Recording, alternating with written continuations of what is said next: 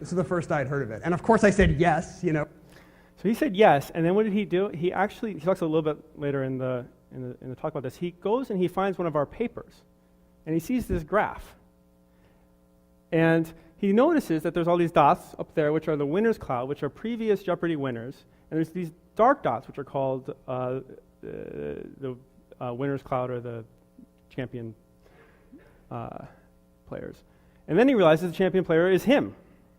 Now, actually, I made this graph. And the way this graph works is, along the x-axis here, this is how many questions you answer from 0 to 100%. So if you answer all the questions in Jeopardy, you're over here, and these computer systems are not doing so great. We started off around, getting around, I guess, 30%.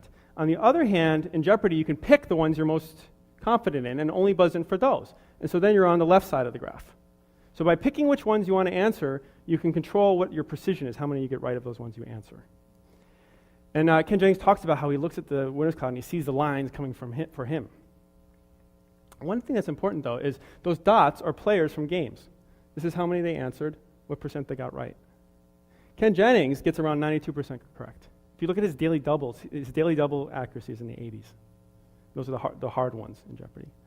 So we were coming for him in the cloud, he says, but one thing you have to think about is those dots are from games. These lines are from our evaluation.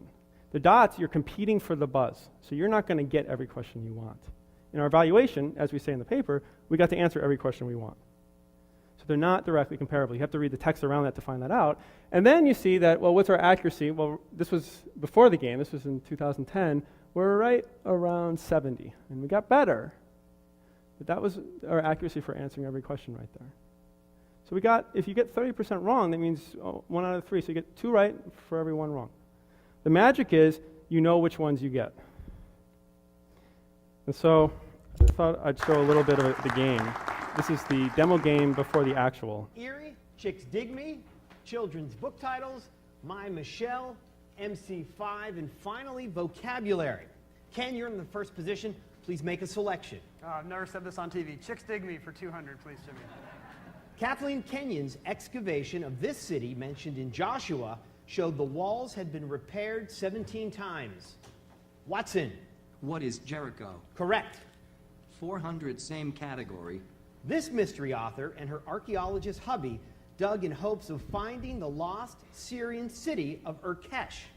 Watson. Who is Agatha Christie? So Watson does really Correct. well for a while in this game. Same Then, as we get further in, At Mount Carmel in Israel, Dorothy Garrod was the first to find this prehistoric human